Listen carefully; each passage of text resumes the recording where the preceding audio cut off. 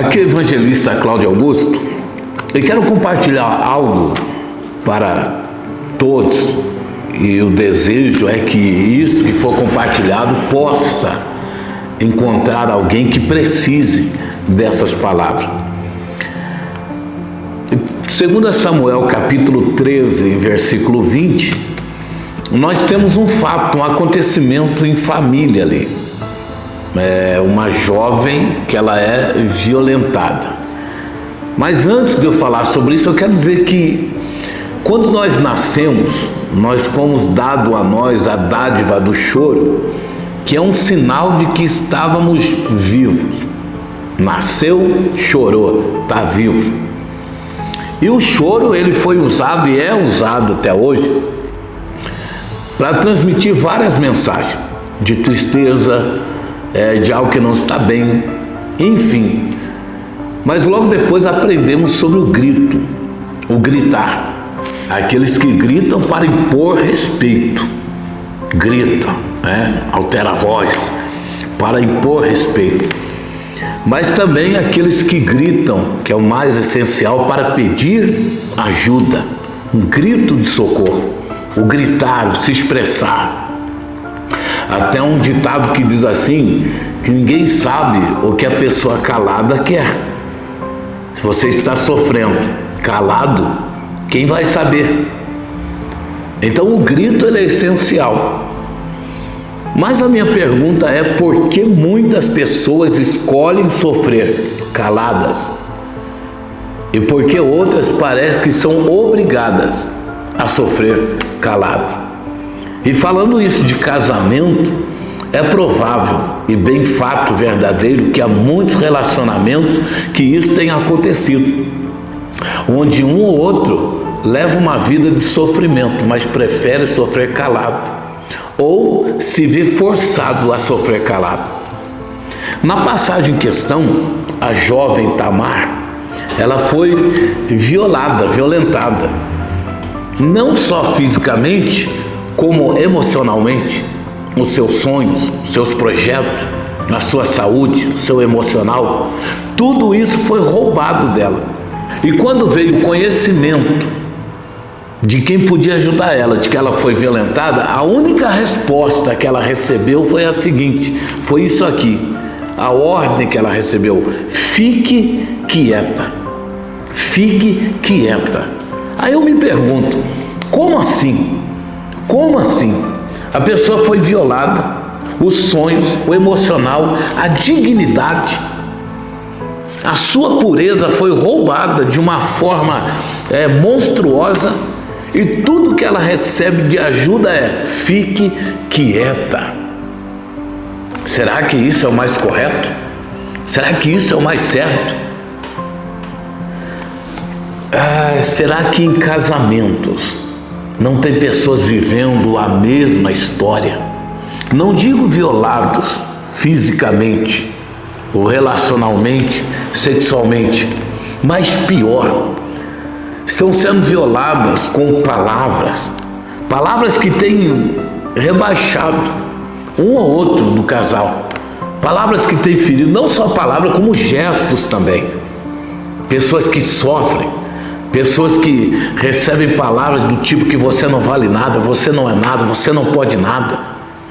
Pessoas que ouvem do companheiro palavras que levam ao nível de rebaixamento. E sabe qual é o resultado? Pessoas escolhem ficar caladas. Quando não, são forçadas a ficar caladas. Eu quero te dizer que isso não é vida conjugal. Eu quero te dizer que não é esta vida que foi planejada, que teu pai e tua mãe desejou para você. Mas aí eu volto à pergunta: por que ficar calado? Por que se calar? O salmista, no Salmo 39, no versículo 2, ele estava enfrentando uma circunstância pessoal, e ele diz assim: eu me calei. Enquanto eu me calei, a angústia aumentou dentro de mim. E aumentou tanto essa angústia ao ponto de começar a ficar doente. Quero te dizer uma coisa: se você está sofrendo em silêncio, calado, isso aí que você está vivendo não é felicidade de casamento. Isso aí não é uma felicidade que você almejou para a sua vida conjugal. Mas então o que eu devo fazer? Primeira coisa, você tem que gritar. Você tem que pôr isso para fora. Você tem que dar um jeito de buscar uma ajuda. Você tem que dar um jeito de expressar o seu sofrimento em palavras. Porque o que está em jogo não é só o seu casamento, não é só o bem-estar do seu filho, não é só o bem-estar do companheiro, não é só o bem-estar de manter a aparência de um bom relacionamento. O que está em jogo nesse sofrimento silencioso é a tua vida, é a tua vida, é a tua saúde emocional. E pode ter certeza que você vive alguns sinais. Chora à toa, se encontra com o olhar perdido no horizonte, já não consegue mais rir, ser feliz como era antes. E aí vem a famosa fala, né? Mas isso faz parte do sofrimento do dia a dia. Uma coisa é o sofrimento do dia a dia, as dificuldades. A outra coisa é estar vivendo enclausurado numa prisão silenciosa, nesse jugo conjugal. Isso não é felicidade. Você tem a seguinte alternativa: continuar se arrastando como uma lagarta até a morte, ou entrar num casulo de recuperação, de consciência, de transparência. E como uma lagarta que cansa de andar e entra num casulo e passa um tempo, sabe como ela sai de lá? Ela sai com asas, em formato de uma borboleta, com uma nova vida, uma nova história pela frente. Não vai se rastejar mais, vai voar.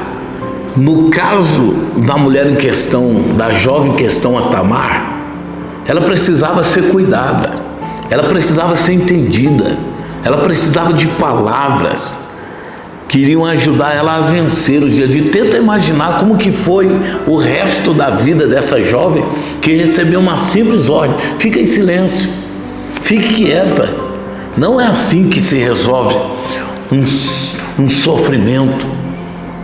Eu não sei, mas eu gostaria de saber, de entender, de compreender e desejar que a sua vida não seja uma vida de aparência.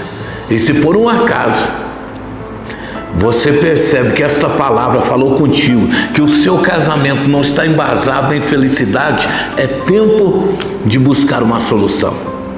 É tempo de buscar um socorro. Quebra o silêncio. Quebra o silêncio. Porque você não foi chamado para sofrer em silêncio. Aliás, não foi chamado para sofrer de jeito nenhum, mas sim para viver uma vida onde as circunstâncias virão, mas pode ter certeza que também as respostas, a solução há de vir também. Quebra o silêncio. Não fique sofrendo calado. Solteira, jovem, noiva, casado, não fique sofrendo em silêncio, pois esse silêncio pode te destruir. Esse silêncio pode te levar até um infarto, porque você vai sobrecarregando com tantas decepções, com tantas dores, tanta angústia. Um mal vai assolando na sua vida e no final disso tudo é só você que perde. E no final disso tudo é só você que perde. Mas quer ganhar? Quebra o silêncio. Quebra o silêncio. Esta é a palavra. Deus não te chamou para viver uma vida de sofrimento, e quem dera sofrer em silêncio, mas sim para viver uma vida conjugal, aonde vocês possam viver uma estação de primavera, cantando, se alegrando e deixando que coisas boas venham influenciar esta vida.